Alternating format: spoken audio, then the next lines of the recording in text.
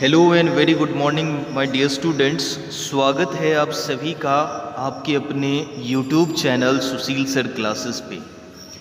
प्यारे बच्चों, आज का जो इंग्लिश क्लास का जो टॉपिक है वो है power of words. My dear students, आप सभी जानते हैं वर्ड्स को।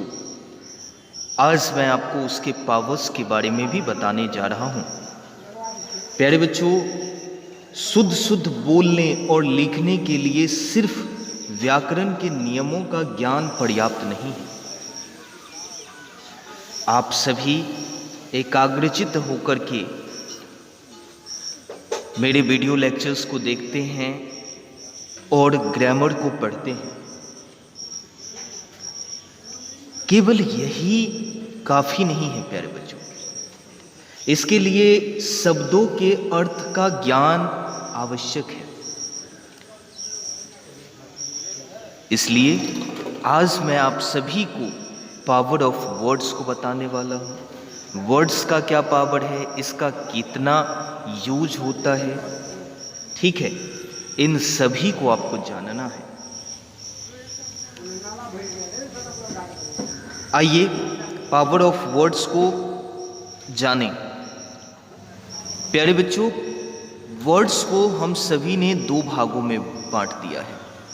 हालांकि कई भागों में बांट करके हम देख सकते हैं, लेकिन फिलहाल आपको वर्ड्स का एक झलक, छोटा सा पावर दिखाने के लिए मैं आपको दो भागों में वर्ड्स को डिस्ट्रीब्यूट करके दिखाता हूँ।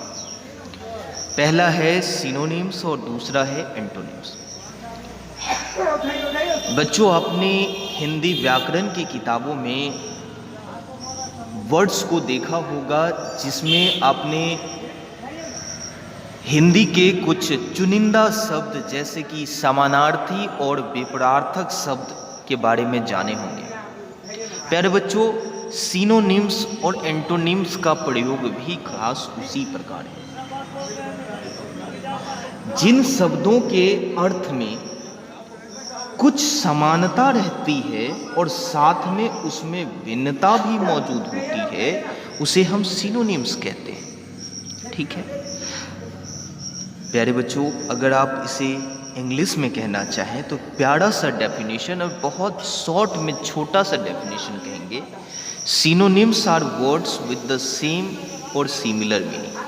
सिनोनिम्स वो वर्ड्स हैं जिसका सेम या फिर सिमिलर मीनिंग होता है, अर्थ देता है।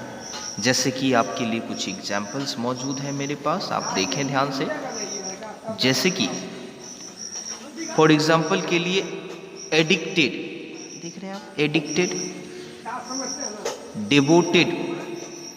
एडिक्टेड मतलब भी होता है किसी चीज का आदी हो जाना, और डिवोटेड मतलब भी होता है किसी चीज का आदी हो जाना। अब इन दोनों का प्रयोग कहाँ कहाँ और किस रूप में होगा, इसे जानना ही आपके लिए बहुत ही बेहद इम्पोर्टेंट है। जिस तरह आप जानते हैं एडिक्टेड का अर्थ बुरे अर्थों में होता है, उसी प्रकार डिवोटेड का अर्थ अच्छे गुणों को व्यक्त करने के लिए, अच्छे कर्मों को व्यक्त करने के लिए होता है, ठीक है।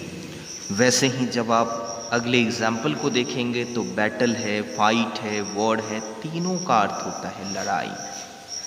अब ये कहाँ कहाँ कैसे कैसे लड़ा जाता है, इसको जानना है। अगर आप बैटल के बारे में बात करें तो बैटल होता है जब कोई लार्ज ऑर्गेनाइज्ड आर्मीज के बीच हो, दो सेनाओं के बीच में। प्यारे बच्चों, अभी ज्वलंत एग्जाम्पल आपके सामने है भारत और चाइना के बीच का। अगर यहाँ कहीं होता है तो उसे हम बैटल कहेंगे, ठीक है।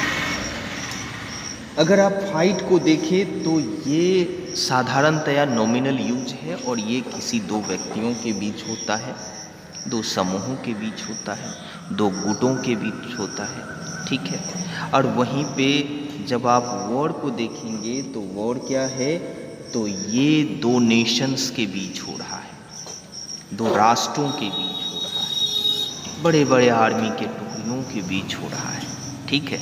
इस तरह से आपने इसको जाना। आइए बारी है अब एंटोनिम्स को जानने की, जिसे हम हिंदी में विपरीतार्थक भी कहते हैं। विपरीतार्थक का अर्थ होता है प्यारे बच्चों, जो अर्थ अलग दे, विपरीत अर्थ दे। किसी शब्द का अर्थ यदि दूसरे शब्द के विपरीत हो तो वह उस शब्द का एंटोनिम कहलाएगा। बच्चों ध्यान रखें, एंटोनिम हमेशा अपोजिट को बताएगा। और प्यारे बच्चों अगर आप इंग्लिश के डेफिनेशन को देखें तो बिल्कुल ही क्लियर हो जाएंगे आप। जो antonyms are words with opposite meaning, ये क्या करता है? अपोजिट मीनिंग करता है। फॉर एग्जाम्पल आपके सामने है, क्या है? तो एक्सेप्ट स्वीकार करना होता है, वहीं रिजेक्ट क्या है? अस्वीकार करना। अग्री सहमति को दर्शाता है, वहीं डिनाई इनकार को दर्शाता है। अराइवल आगमन को दर्शाता है, वहीं डिपार्चर किसको दर्शाता है? निगमन को। अगर प्रस्थान करता हो तो उसे डिपार्चर कहेंगे। अटैक आप जानते ही हैं, अटैक मीन्स क्या होता है? आघात करना, किसी पे आप वॉर करते हैं, चोट पहुंचाते हैं, अटैक करना। डिफेंड मतलब उससे बचाव को दिखाया जाता है। तो प्यारे बच्चों आपसे आज की क्लास से यही मैं अपेक्षा करता हूँ कि आपसे आप जो भी कुछ देखें, जो भी वर्ड्स को पढ़ें, उसके अर्थ को जरूर जानें, इसके पावर्स को जानें, और तभी आप अच्छे तरह इसे यूज कर पाएंगे। तो आज के लिए बस इतना ही। मिलते हैं अगले क्लास में। तब तक स्वस्थ रहिए, अच्छे से रहिए, घर पे रहिए। Thank you very much.